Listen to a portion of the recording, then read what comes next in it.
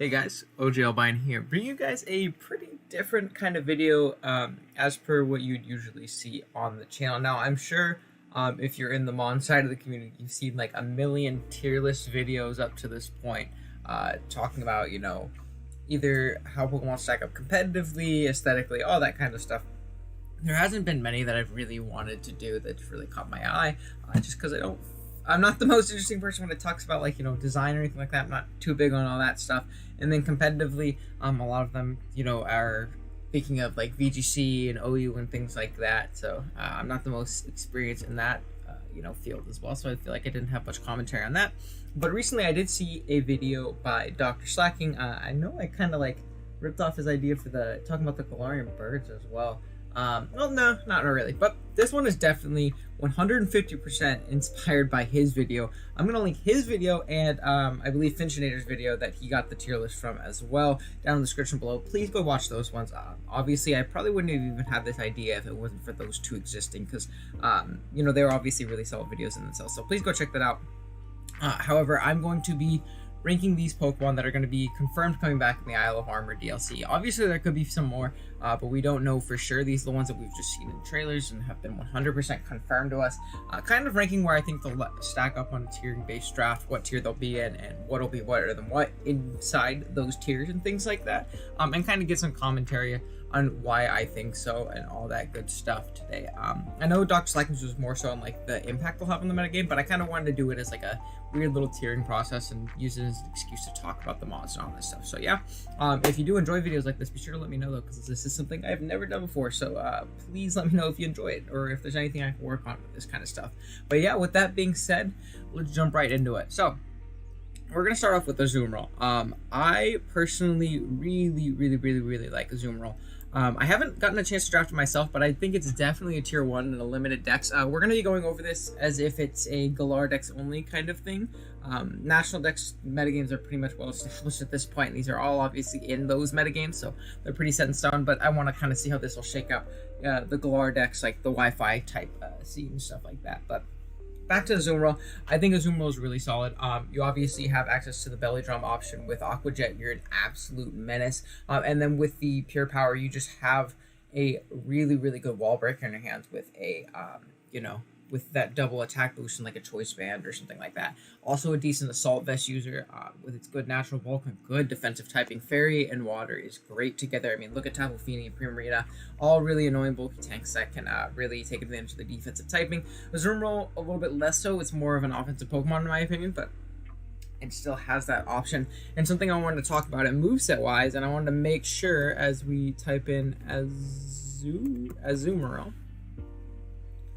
Let's see. It did get access to high horsepower. Now, recently I was playing in a game, a league that I might be uploading. I don't know. It's APA Evolution. I was playing up against Cult, and my only Azumarill check on my team was a Tentacruel. That was about it. And in the past, you would think, hey, Tentacruel's a pretty good Azumarill check. I mean, it's it's water and poison typing. Really helps take on the water and fairy stabs of Azumarill. However, I was playing a revenge something with my Tentacruel, and out to revenge me came an Azumarill, and I was mad confused because I was like, wait, this is my check, hold on a second. So I stayed in, clicked Sludge Wave, I believe it was AV, because it just completely bounced off of the Azumarill, and then it clicked high horsepower on me and did a clean 80% to my really fizz def Tentacruel. So I think that was a really cool addition, not just for, obviously Tentacruel, which is a little bit more niche of a pick, but another one like Pex, which would obviously do really well versus thing otherwise. You can really muscle through it a lot easier. Before, your best way of hitting it with a belly drum set would be like knockoff, or a bandit set would be like knockoff. Now you can throw off, a banded high horsepower and guaranteed to a KO that thing, I'm pretty sure. Or you can throw off, a +6 high horsepower and blow that thing sideways even if it's fist def from full. So I think high horsepower is a really cool thing for it. I think, Sap Super is obviously another option for Azumarill that I haven't really touched on yet. Very niche, but very solid nonetheless. If you really want to trap something super annoying, like a Superior or something like that. I guess that's not in Galar. I guess another one that's on this list, Tangrowth, that would be another one you could potentially really trap with the Sap Super Azumarill with a Whirlpool Perish Trap set. Obviously super solid. I think Azumarill is definitely a tier 1. I don't think it's going to be anything nuts in tier 1, just because of its speed tier really letting it down. like really letting it down. I think if it was a little bit faster, it'd be pretty nuts. But with its speed tier, I think it's gonna really shaft this Pokemon. Okay, next we're gonna talk about Blissey and Chansey. So I'm gonna kind of talk about these both at the same time because they're very similar. One does one thing better than the other, and vice versa. So I'm personally, oh man, I'm trying to be objective. If you know me as a draft player, I hate slow passive walls. I cannot stand them. I feel like they're so easily exploitable, and Chansey and Blissey are the definition of this, especially Chansey. I'm not a fan of Chansey at all. Just for objectivity though, and so that people don't scream at me, I'm gonna put Blissey in tier 3 because I think Blissey is also not as good as Chansey, just overall in a sense. And I think I'm gonna put Chansey in tier 2. It's tough because, like I said, I think personally, if you put these Pokemon in these tiers, I think they're the worst in those tiers. But you do get good value out of them if they're a tier lower than where they're tiered at. So I feel like this is a good middle ground kind of space for it. Like I said, Chansey and Blissey are very bulky. They are huge Spadef walls with their monstrous HP and pretty decent Spadef stats. There's not really any special attackers that are really going to break through them, like at all. Really terrifying in that sense. However, they're a little bit more frail on the Fizdef side, which obviously doesn't help with the normal typing, being able to be weak to, fighting types, which is probably the most common physically offensive type and stuff like that. Chansey especially really doesn't appreciate those fighting types or anything with the move knockoff, in all honesty. That's why I honestly would probably draft Blissey over Chansey, because Chansey, while it is bulkier with the EVO, you're obviously much more knockoff bait. You're a lot more passive. Blissey at least has a passable special attack stat, which is nice, so you can't be, subbed all over by 101 HP, mons and stuff like that, which is obviously really important in my opinion. But I really don't think these Pokemon are very good. I know they both got access to teleport, which is nice for momentum. I will say that is a nice buff, just so you're not a sitting duck on a lot of the really obvious switches on these Pokemon. However, you can't run Wish plus teleport on these two just because it's incompatible due to, I believe it's teleport being available via Let's Go and Wish being an event move from an old gen before that. So that unfortunately isn't an option. And that would be pretty nuts because this thing has its monstrous HP stats, and getting off free wishes to literally everything in the game and healing them up to full is really nice. Blissey has access to Calm Mind, which is really gimmicky, but you can potentially pull it off depending on the matchup. But yeah, like I said, I'm personally really not a fan of these Pokemon. I think they're just taunt bait. I think they're sub bait. I think any player who preps for them sufficiently is gonna have a good time versus them, and I think the player using them is gonna have a bad time. But that's obviously completely playstyle, based. I'm not great with these mods. I'm not great with Alola Mola, things like that. So unfortunately, they're gonna be in the front right now, but I'm gonna have them at the back of the tiers, when we kind of start talking about these tiers a little bit more. Now, from the bad to the worst, I don't think anybody's gonna disagree with me when I put Dedenne in tier 5. It's going to be kind of, a jokey, gimmicky Pokemon if you ever end up drafting it. You can do, like, fun cheek pouch stuff with maybe, like, a Pataya Berry or something like that to boost your special attack. It gets access to Nuzzle, which is good utility. Did it get anything new? How do you even spell Dedenne? Electric Terrain, Endure, and Electro Ball. Endure could be cool for, like, cheek pouch stuff, I guess, but I know, like, everything on Endure, so that's not the craziest thing. I don't think Dedenne is going to be very good, though. I think we can kind of just jump on to the next Pokemon, which is actually going to be a mon I really like. I really do enjoy Dragalge, and I'm going to put it ahead of Blissey, obviously. Dragalge is a phenomenal Pokemon. I think it's incredibly slept on. I will say it did take a big hit to no hidden power, because due to its stats, it doesn't really hit steals very well. But other than that, this thing is a monster. It has adaptability, and with the dragon poison stabs, I think that's super solid. It's obviously a really great fairy killer. It has a great Spadef stat as well. Really being able to take on a lot of those hits. Let me check exactly what the stat spread is, because I know it's very slow, but I know it's very bulky and very strong. So I really do like Dragalge. It gives you a good T-spike setter as well, which is obviously really nice, and it gives you a grounded poison. Dragalge. Awesome. So yeah, 123 Spadef. So that is fat. That is a lot. 97 special attack isn't the greatest, but like I said, you do have access to that adaptability, and most of the moves you're going to be running are going to be stabbing this thing. Throwing off big adaptability, Dracos, and Sludge Waves, and things like that is huge for this thing. It gets a lot of water coverage as well, because it was previously a water type, which can obviously be nice as well. You can throw off big Skull Burns, or you can throw off a Surf or a Hydro Pump or something like that. Obviously, super clutch in that sense. Other than that, though, I think this is going to be a good niche tier 3 pick. Gives you good grounded poison, gives you a budget dragon if that's what you end up needing, and all that stuff. So I really do think Dragalge is really, really solid. It's also really good on Trick Room as well. Only base 44 speed, so you can run like a spec set in Trick Room and really just kind of drop a big Draco on something, or even just a Life Orb set so you can switch up your moves so your opponent can't pivot around them as well. So I really do think Dragalge is going to be a dope tier 3, and I'm thinking about draft. I'm looking forward to drafting it at one point. So next up we have Druddigon. I'm going to put Druddigon in tier 4, but I want to emphasize I think Druddigon is going to be one of the best tier 4s, as it was in previous generations. You want to talk about budget dragons. If I was choosing between a budget dragon, I would probably choose Druddigon over Dragalge just because of the value that it offers in tier 4. Don't think it's good enough to be in tier 3, don't get me wrong. But in tier 4, it's amazing. This thing has so many different options. It can be very offensive. It can be very bulky and annoying. So you obviously have access to Rough Skin as an ability. So Rough Skin, Rocky Helmet to check a lot of physical attackers and blanket check them and chip them down, like the Lopunnies of the world that are going to throw off fake outs. But I guess that's not in the game.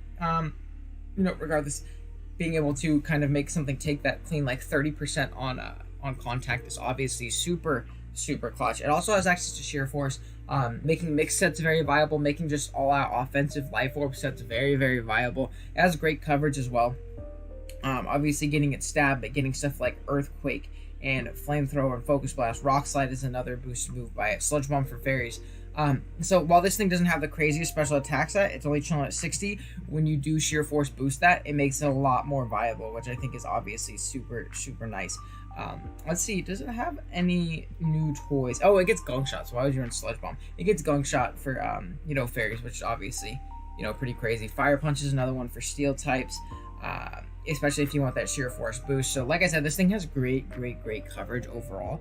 And then its last ability is obviously going to be Mold Breaker. That's going to be really nice to get up rock some of those magic bounce mods. Like in the lower tiers, this thing like pretty much exclusively runs Mold Breaker because Xatu is one of the big prevalent, hazard deterrents down there, and Druddigon always gets up rocks on that thing, which is obviously super clutch. And like I said, it does have rocks. It has access to taunt. It's a little bit slower on base 48 speed, but it's very bulky. It's very strong on 120 base attack. I think this thing's really clean. We're gonna look and see if it got anything crazy, because I don't think it did. I know it got Endure, and I think that makes the Rocky Helmet set much better. Yeah, I got Body Slam. That's not that big. It did get Endure, so that makes the Rough Skin Rocky Helmet set a lot better, in my opinion. Potentially being able to switch and take one hit, Endure up, even though you would have died to the next one, get that Rocky Helmet chip off, and then have them have to knock it out again the next turn. I think that's obviously like super clutch. So I think Druddigon's going to be one of the better tier 4s. It is a tier 4 Pokemon, but I absolutely love this thing in draft. I don't sleep on it whatsoever. I think it's great. Now, next up we have Executor. I think Executor is definitely a tier 5. It definitely has its niches, and being a really good budget, not even really good, being a budget chlorophyll sweeper. But there's so many other options in the game. Just obviously Venusaur exists, which kind of invalidates that as a chlorophyll sweeper. And Vileplume is another good budget one as well. Being that grass and poison type, I think it really helps it out a little bit more than being a little bit faster or a little bit bulkier, one of the two. Executor not really dealing with steel types very well, while Venusaur can obviously hit him with a Weather Ball or a Earth Power or an Earthquake or something like that. Executor can't really do so. It also has like Leech Harvest sets. It can be very bulky and annoying and stuff like that, but it's not the greatest. It's not the greatest defensive typing. Being 4 times weak to U-turn is never fun in a draft league setting, especially when this is going to be your ground resist. If you're drafting it as your ground, those Pokemon that can grab momentum instead of just clicking the Earthquake button are really going to give your team a tough time. So I don't think Eggy's very good, but it definitely has its niches and stuff like that in tier 5. Just not something I'm really expecting to shake anything up, unfortunately. Now, next up we have Molga. I think Molga is a little bit better than Dedenne, but it's also just kind of a little bit bad. It has access to Volt Switch for momentum, which is obviously nice. The flying and electro typing is very solid in itself, and it's an electric immunity in itself as well, because I believe it gets Motor Drive? Does it get Motor Drive? It's either Motor Drive or the other one. Emolga. Yeah, it's going to be Motor Drive. It also has access to Static. So this thing it's decent in the sense that it has 103 speed, so it's a decent speed tier, but its move pool is just kind of laughable. It's pretty bad. Its main ways of hitting things are going to be like, your Discharge, Thunderbolt, Volt Switch, or Air Slash or something like that. You could go with like Taunt, Roost sets. You can go for U-turn as well, so good momentum in that sense. You can, obviously go for like Sub Roost Toxic set. So this thing has like it has niches it can perform in tier 5, but it's obviously not going to be great. It's an Emolga, you know, so it's not going to be the best in tier 5, but I can see it drafted, you know, once or twice, you know, if it really fits the team and really helps someone out with that. So that's obviously solid in itself. Next up, we have X-Club. I think X-Club's a good tier 4 Pokemon. I actually like it a lot in this metagame. I still think Druddigon's a little bit better as a tier 4. However, I do think that X-Club is really going to enjoy a slower metagame, depending on what all comes back. None of these Pokemon are really all that fast, besides what? Talonflame, Zoroark is a little fast, I guess. Mienshau's fast, Starmie's fast. And then, like, this is fast in the rain. We have a few weather abusers, but nothing's really that fast that's coming back as of right now.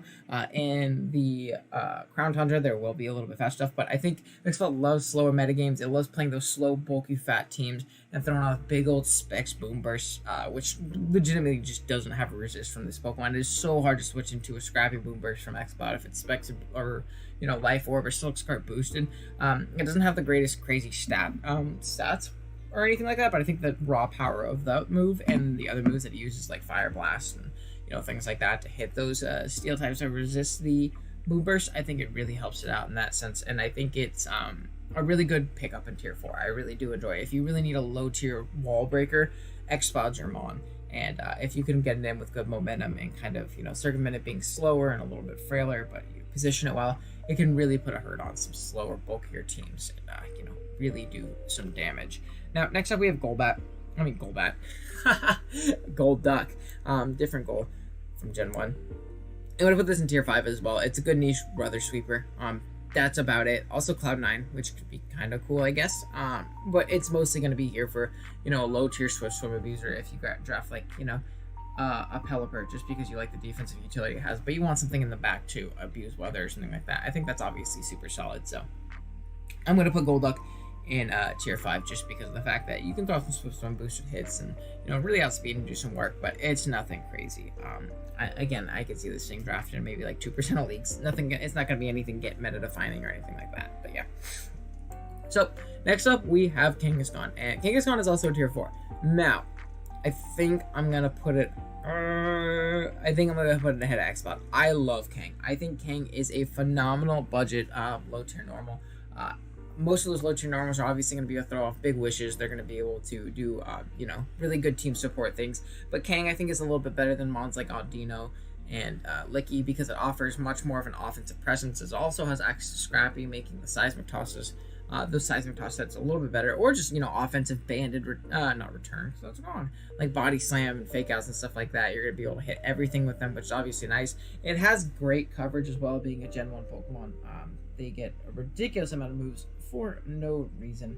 It also has access to Inner Focus, which I believe is going to block Intimidate now if you ever need that, but Sucker Punch for priority, as well as Fake Out, and it gets great special coverage despite having a pretty bad special attack stat. If you're playing against a Ferrothorn, you want to throw off a big Fire Blast because of the fact that you think it's going to be Fizz Def. That's obviously an option. It gets fighting coverage and Hammer Arm, which is obviously super clutch as well. It gets access to Earthquake. So this thing is really, really good. It gets double edge. You can throw a big banded Scrappy double edges. Scrappy ignores Intimidate too, so you don't really ever have a reason to run Inner Focus. But I really do think Kang is a phenomenal budget low tier normal. I love drafting this thing on my NAD deck teams. I would definitely draft it in a Galar-Dex Wi-Fi league just for great team support and, you know, those niche matchups where you can, you know, either throw off those banded hits or power up punch or even curse up with like a bulky Curse Wish set, like Curse Wish, Body Slam, Protect or something like that could obviously be really solid in a matchup where you're not really worried about their normal resist. And yeah, I think that's going to be pretty much it for Kang. I think the thing's going to be pretty solid. Now, we went from bad Weather Sweeper and Golduck to phenomenal Weather Sweeper and Kingdra. Now, Kingdra's tough for me.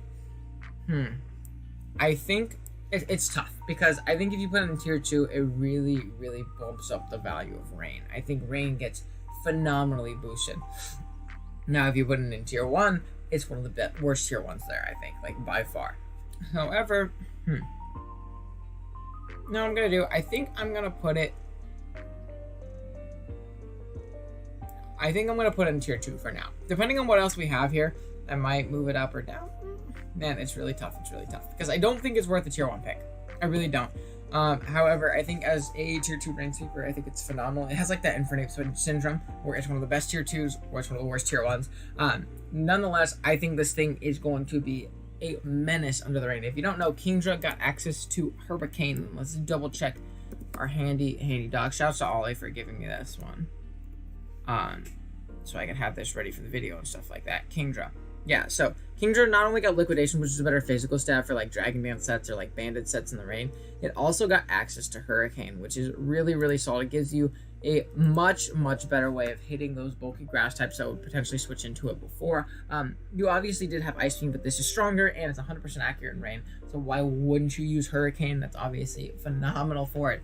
This thing is going to be a phenomenal late game cleaner under rain. I think it's going to be really, really ridiculous having to switch into like a Life Orb Kingdra after your team gets a little bit chipped down.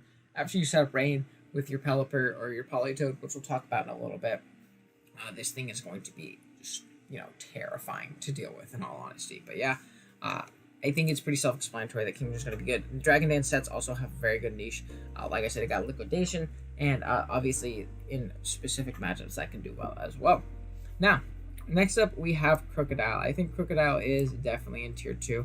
I think it's one of the best tier 2s by far. I would put in Kingdra. Like, I think Kingdra is overall a worse Pokemon, but I think Kingdra is nuts on rain teams. But I think Krookodile is going to be by far one of the best tier 2s added to the game. Like, I think it's bar none. I don't think there's really any comparison. This thing is such a good, bulky, reliable rocker. The ground plus Dark Stab is obviously super nice, being able to throw off knockoffs and earthquakes. It got access to close combat this generation, which I think is really nice. Darkest Lair is another nice little buff for it. Gives it another Dark Stab that can ignore boosts from those really bulky, annoying psychics. Say you're going up against Reuniclus and they got T-Spike supports. They go with a weird Double Dance set or something like that. You can bring Darkest Lair at Krookodile to always guarantee that you're going to 2-hit KO that thing, as long as you're playing correctly. So that's obviously super clutch in itself. One big hit to Krookodile, though, obviously is the loss of Pursuit, but I think that hurts it more in standard tiers than it does in a draft setting, in all honesty, just because of the fact that it wasn't as prevalent. It obviously gets access to Taunt. It's a great Moxie Sweeper if you're going to be a Scarf set, and obviously a great Intimidate user if you're going to be a bulkier set or like a Rocking set or something like that. This Pokemon's amazing. I love drafting Crook. It's been a mon I've used multiple times, and I don't think it's going to change in the fact that it's going to be one of the better tier 2s in this iteration at the very least. So, from good to bad, we're going to go to Luxray. I think it's pretty universal that we're going to put Luxray in tier 5. It does have, some decent options. It can be a Guts Wall Breaker, obviously throwing off big old Guts boosted hits with a Flame Orb, or it can be like a weird Intimidate bulky pivot. I've seen this thing actually be a Torn check before. I've seen it be, a weird makeshift check for a couple things, but, I don't think this thing is going to be anything nuts in tier 5. It's a good niche pick if you really want to pick up, low tier electric with some good defensive and offensive utility, but it's not like people are going to sit down and prep and they're going to go, oh, damn, Luxray might come. What do I do? So I think that's obviously something we need to keep in mind. Now, next up we have Lycanroc. Now, we do know that, obviously, this is Lycanroc Midday on the screen. However, the fact that it doesn't show all the sprites, I kind of want to talk about them each individually, because I think Lycanroc Dusk is going to be insane. I think it's going to, by far, be one of the best tier 2s, bar none. Lycanroc Midday, I think, would be tier 3, and then Lycanroc Midnight would be a tier 4. Now, I'm going to just put it as if it is a Lycanroc... I'm going to put it as if it's Lycanroc Midday in tier 3, just because that's the sprite we have, but I do want to say I think Lycanroc Dusk is going to be, right here in tier 2, because of the fact that it got access to a lot of cool toys with the Tough Claws boost and stuff like that. So it's going to show Lycanroc. It obviously shows all 3 right here. They all got access to Play Rough. They all got access to Rock Blast. Rock Blast is cool for lead sets on Lycanroc right here. Close Combat, which is freaking huge for Lycanroc Dusk. It makes it mini Tarak, which is obviously terrifying. The calcs for Tough Claws boosted close combat on this thing are pretty insane. It got Psychic Fangs, which is cool to hit, potential other bulky annoying mons. And it got Endure for maybe some weird Salix set, or maybe some weird Leechy set or something like that. Or if you're an Endeavor set, that obviously works as well. But I think the addition of Close Combat, Psychic Fangs, and Play Rough are going to be huge for Lycanroc Dusk. Play Rough is something that lets it hit dragons super effectively outside of Outrage, which I think can be really nice in specific matches if you're playing against a really bulky and annoying dragon. That really does help. And it's going to make SD sets a lot better with this thing with access to close combat. Not much switches into, rock plus fighting coverage. If you look at Terrakion, you'll kind of see why. There's nothing that really resists those dual slabs unless your name's Aegislash or Doublade. You're not really switching into those, and this thing obviously has coverage for those 2 mons if that's what you're afraid of running into. You can run Crunch for the Tough Claws boost, or if you want to play around King Shield stuff, you can run something else. But actually, I don't know if Jordan makes contact, but Crunch is obviously going to be Tough Claws boost, so that's a great way of hitting it. So that's obviously super, super clutch for Lycanroc Dusk, and I think that it'll definitely be a tier 2 Pokemon this gen. I think it actually boosts up Lycanroc Day a little bit as well, and then the Midnight would be in tier 4 if I had to put them in specific tiers, but obviously I can't really do so right now. Now, next up we have Magnezone. I'm going to put Magnezone in tier 2. I really do love Mag. I think it's great. It did take a big hit and no hidden power this gen, so it doesn't trap steel types as well as it typically would, depending on what the steel type is. But something that people need to keep in mind is the fact that it did get access to body press, and this thing can learn like Iron Defense and things like that, boost up its defense, and really beat down on some really bulky and annoying steals, which is obviously super clutch. Like, you can definitely still beat Ferrothorn with your Magnezone, especially in draft where you're not going to be as forced to run like some Scarf or Specs set. That being said, Scarf and Specs still are very, very solid in themselves, just because of the fact that this thing is very, very naturally strong, and you don't always have to run Magnet Pull every week. You can run a an analytic set and catch something with a Volt Switch and throw off a big Specs analytic Volt Switch and do a ton of freaking damage to whatever wants to come in. So that's obviously phenomenal in itself. I really do like Mag. It forces a lot of prep. I love Pokemon that trap in general. I'm a big fan of Dougie. I'm a big fan of Goth. So Magnezone is kind of in the same vein. It's going to make those bulkier teams, or just those teams that have those scary huge threats that don't appreciate steel type switching in. It's going to make them a lot scarier, and at the very least it's going to force some shed shells, which I think is invaluable in a draft format. So Magnezone's still going to be a bona fide tier 2. And losing Hidden Power Fire isn't going to change that in my opinion. It's just going to be a little bit more, you're going to have to think a little bit more when you're trying to trap the steel type and prep and stuff like that. So that's obviously going to be pretty big. Now, next up we have Manchell. I think Manchell is another tier 2 Pokemon. I love this thing. I actually really, really want to draft it. I think it's super slept on. It has access to Regenerate, so it's a great, great Regenerator pivot. It gets U-turn, high jump kick. You can throw out big, reckless high jump kicks, knock off, poison jab for fairies. You can SD up, you can bulk up. It has Calm Mind as well. Not the best special coverage, but it can be an option depending on what your opponent has. This is draft league for a reason and all that stuff, so that obviously is really, really nice for it. It got access to close combat this generation as well, which is really nice for regen sets that don't want to risk missing the high jump kicks, or just sets in general that don't want to risk missing high jump kick, or risk the ghost type pivoting in or something like that. Close combat's obviously a really, really viable option. Assault vest sets are great on this. Choice Scarf, it's an amazing Scarfer. It's amazing with a band as well, especially if you're like banded reckless HJK. Nothing's really switching into that. Swords Dance, like I said, is really solid. It can be a Life Orb mon, just because of the fact that you can pretty much heal off all the damage that you're doing to yourself with regen after using the taking your Life Orb chip and stuff like that.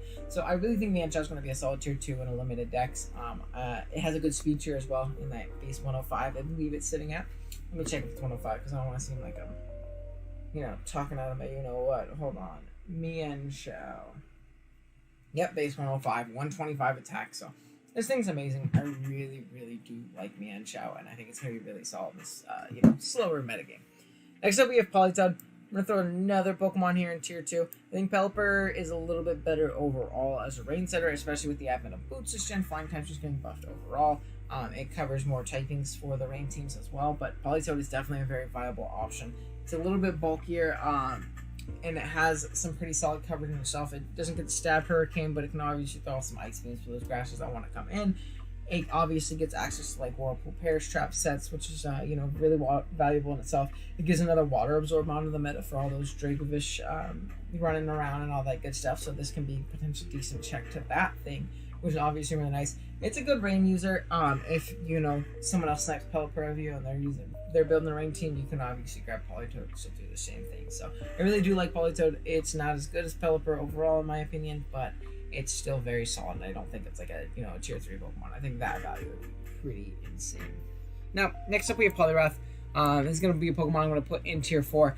it did get some good buffs this gen, like stuff like close combat being added to its repertoire. Let's see what else it got, because I don't remember everything. Poliwrath. So it got Drain Punch, which is another good stab. High Horsepower. Liquidation is a good water stab. So this thing did get some cool new toys. It's a good niche rain abuser. It's definitely better than Golbat, that's for sure. It also has access to Belly Drum, which is really, really clutch. I believe Bulk Up is another option as well. So good setup threats, good coverage. Finally got that usable fighting stab this gen, which is something it has been, begging for since the beginning of time, pretty much. But I think it's going to be a good niche rain pick. I really want to run, like, some poly action, bring both of them on the same team. I think that would be pretty funny. But it'll be a good just niche rain user, and it's a good, decent low tier, bulky water as well.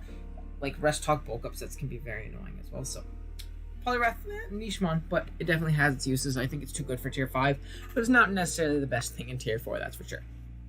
Now we're getting to the Pokemon that these next couple picks are all going to be pretty much tier 1s at this point, I'm going to tell you.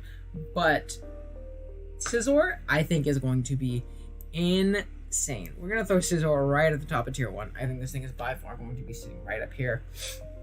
With just about everything else, this thing's going to be nuts. With no hidden power fire, it's a lot harder to, really break this thing. Bulky SD sets are going to get so much better. Bandit sets are going to be very, very terrifying. Like I said, this is a slower metagame, so you can actually, run a speedier Scizor and, get some faster U-turns out on a lot of things. It gives you a Defogger. Like I said, Swords Dance and Curse are both setup options, which are really scary, especially with the curse option. You can really boost up your defense and still throw off those first turn, throw off hits first with the priority bullet punches with the technician boost and all that good stuff. It's decent with an AV, but obviously Roost is probably a superior option in most instances. It's a great band user. It did get access to Psycho Cut this gen, which is nice for like the Toxapex and Tentacruels of the world. I think this thing's going to be awesome. It gets access to Superpower as well. Always did, but it gets access to Superpower as well for the Steel type. So the Magnezone trying to come in and trap it isn't going to have as easy of a time. Obviously, one, because it can't really OHKO with a Thunderbolt ever if you're a bulkier Scizor and you stay decently healthy. And two, you're going to be able to throw off a big old superpower and blow that thing back, depending on the set and the spread and all that good stuff. So I think Scizor is going to be absolutely amazing. And something else I wanted to mention is there are some leagues that are allowing Kyurem Black without Dragon Dance, and I was looking at the Galar Dex meta, and there is not one Pokemon that Kyurem Black can't beat with some specific set besides Scizor. I think Scizor is the only Kyurem Black check in Galar in standard draft right now. So I think that obviously gives it a really big niche in itself. It means you don't auto lose to KB to whatever league is allowing that. So I think Scizor is going to be amazing.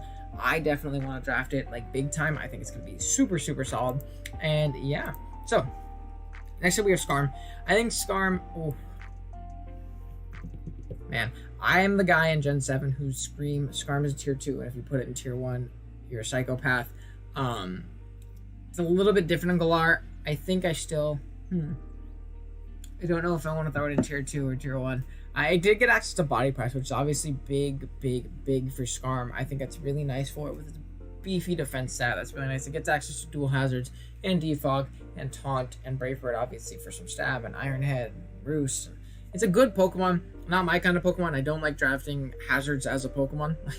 Hazards being 90% of what it does. Not my favorite thing. But it does get access to like Iron Defense and Curse as well to boost up.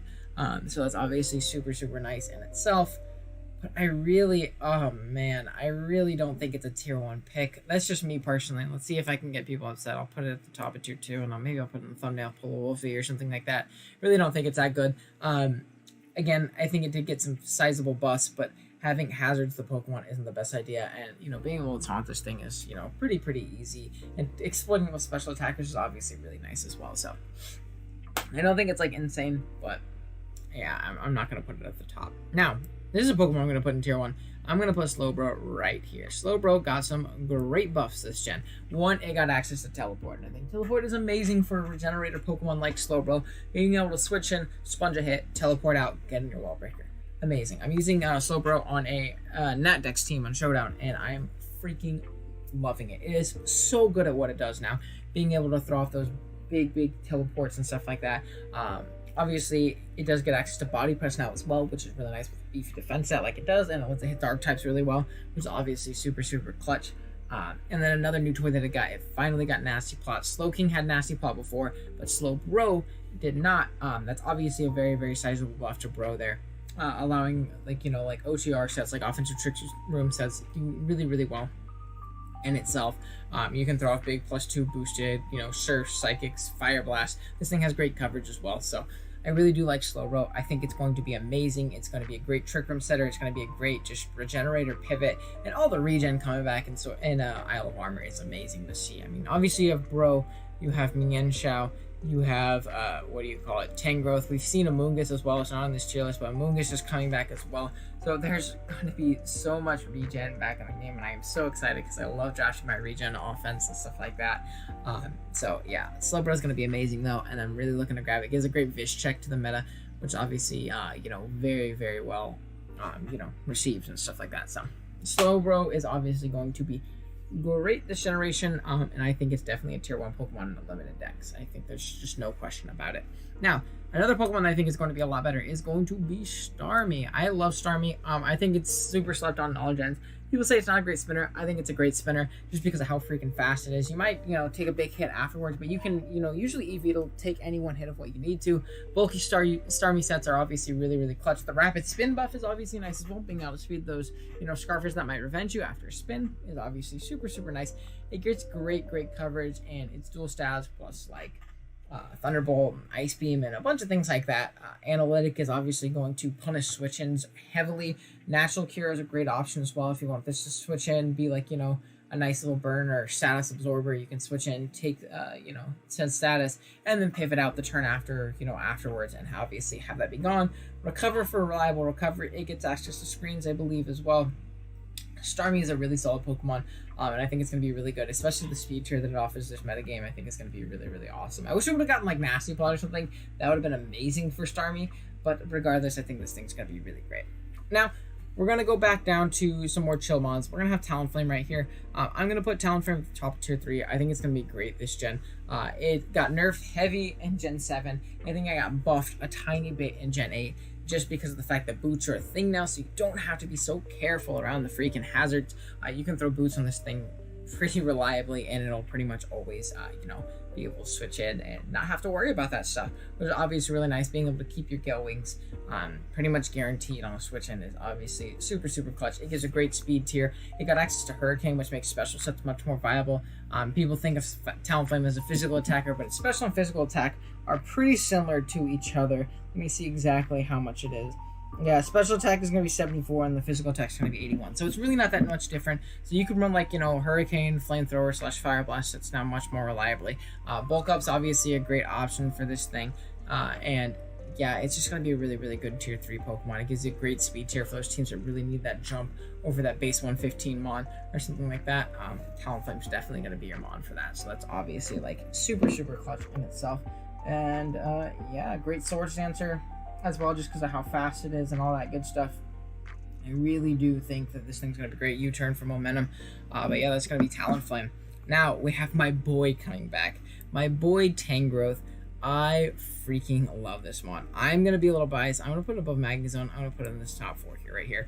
I freaking love Tangrowth. I think this mon is so good. It's just a blanket check to so much in the game. If you need that good special sponge, despite it having a crappy special defense stat, you can obviously throw in an AV. It has great coverage. It can go mixed because you don't really need the speed as much. So you can always go like, sassy or relaxed or, something like that.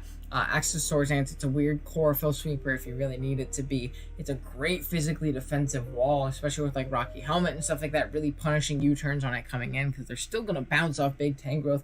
I think this Pokemon is amazing. I'm really hoping that I can end up drafting. I think Tangrowth Slowbro is obviously super solid as a defensive core. Another really solid defensive core, in my opinion, is obviously going to be Tangrowth Slowking. I think it's a little bit better because Slowking covers that Spadef side, while Tangrowth covers that Fizdef side. But we don't know Slowking is coming back in this DLC. It's likely coming back in the next one after this. But when it does, I'm definitely drafting those two. I've had so much success with Tangrowth. It's actually in like my top 15 kills wise. Not because it's a crazy offensive Pokemon, just because of how often I draft it and how often I end up bringing it. It really does cover itself super well. It's an amazing, amazing Pokemon, and I'm really, really excited to use it this upcoming gen. Now, Tauros. Tauros, I'm going to put it in Tier 4. You'd see a lot of Tier 5 Tauros in Gen 7. I think that's a crime, and I think this gen especially is a big crime because it did get some really cool new toys. Tauros, is it going to load for me? Excuse me. There we go. Okay. So, Tauros got access to some stuff. It got Mega Horn, which is nice because it has horns on its head and it didn't get it before, which is weird. But it also got Close Combat. I think Close Combat's a really big buff for Tauros. It really does end up helping it out, a lot. Being able to hit those steel types and things like that. Tauros is really solid, though. Gets access to Sheer Force, which is obviously really nice for its crazy, crazy coverage. Another Mon that doesn't have the best special attacking stat and only 40, but if you're playing against a Ferrothorn and you want to throw off a Sheer Force, Life Orb, boost with Fire Blast, it's still going to do a lot of damage despite how low your special attack is. Normal Spam is obviously really, really nice with the coverage that it gets in Close Combat now, and Earthquake is another option as well. It also gets access to Intimidate, so it can be a weird bulkier Intimidate pivot in, specific niche matchups and stuff like that. I think Tauros is really solid, though. He's a great 110 speed tier as well for the teams that are really struggling for that. I've seen AV Tauros put in a lot of work. I've seen Banded, Life Orb. I've seen, a bulkier Rest Talk set with Intimidate really work well. It's really, really solid on lower tiers, and I think it'll be a really good pick in Tier 4 at the very least. Now, talking about, the top of Tier 1, I think we really do have to throw Volk up here. I think Scizor is going to be better overall. I think Volk is going to be a absolute menace, though. With the addition of Boots, you don't have to play as carefully around hazards, which I think is very, very, very, very, very big. I think that's actually huge. As a matter of fact, I think it'll be one of the better Tier 1s just because of how difficult it is going to be to play around this thing, because it's bulky enough to where once it gets up a boost, it's very hard to take down, especially on the Spadef side, and obviously your physical attackers, if they're slower at +1, it's going to be a bad time. So you're going to have a faster Scarfer that can hit this thing with some rock coverage. But even then, you can invest in this thing to make it to where it always lives a rock hit or something like that if it's not stab or, boost or anything like that. Against most mons, you can probably live one from full, which is obviously nice because you're going to be able to stay at full much easier with the addition of the heavy-duty boots. Now, outside of just quiver dancing sets with boots, Volk has a lot more options. It doesn't get access to U-turn, so it can get momentum. It does get access to, I believe, what do you call it? Does it get access to Defog? I don't remember. But it can be a great, Specs or Scarf user just because of its decent speed tier and its really strong special attack, on top of the fact that it's, stabs cover each other phenomenally. They're just really good. The metagame, anything that really resists bug isn't going to appreciate taking a fire hit and vice versa. So that's obviously super, super nice. Abilities-wise, it gets access to Flame Body to punish those physical attackers potentially with a bulky Volk set. I've built in the Volk to be my Mega Ball Wild Check before, and if it can do that with its mediocre defense, it can do well versus a lot of other things for sure. And then Swarm is really nice if you're a sub QD set. You want to get down low and throw off big Swarm boosted bug buzzes, but most of the time you're going to be using Flame Body. In all honesty, I really do think Volk is going to be amazing, though. It's going to be very over centralizing in prep. It's going to be a pain to deal with. I don't think it's ban worthy or anything like that. It's not going to be anything insane, but it's going to be super, super solid nonetheless. And then lastly, we got little Zoroark right here. I'm going to put Zoroark in Tier 3. I'm not a big fan of Zoroark personally, but it does, offer a lot of mind games for your opponent. It's a great, physical and special attacker. It can set up on both sides with Swords Dance and Nasty Plot. Good coverage. It gets Sludge Bomb for fairies. It gets Flamethrower and Fire Blast, which is obviously super nice. I believe it gets Psychic as well. And it really does, pair well, setting a lot of mind games and stuff like that. I think a good Pokemon to pair this would be a Chandelure. Giving it that opportunity to set up is obviously super, super nice if it does get set opportunity.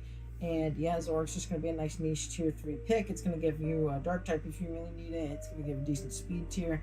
And yeah, that's going to be pretty much the tier list here. I'm really excited for Isle of Armor. I'm hoping we get some more Pokemon outside of this to really, really shake up the meta. But regardless, I think this is going to be, these Pokemon are going to be a lot of fun to use, especially all of the Pokemon in Tier 1. I really, really want to try them. I think they're all going to be phenomenal, and I'm really excited to see how they end up performing, and I'm really excited to see how the draft league scene as a whole gets shaken up by these Pokemon. So yeah, If you stuck through this long, thank you so much for watching. I really do appreciate it. Like I said, if you enjoy these kind of videos, be sure to let me know. If you want me to do more, or you have something in particular you want me to cover, please let me know. I would, obviously love to. We're going to really grind with this Isle of Armor DLC coming out, hopefully growing a little bit more on the channel. And yeah, but yeah, if you're new here, be sure to sub, and I will catch you guys next time. Later.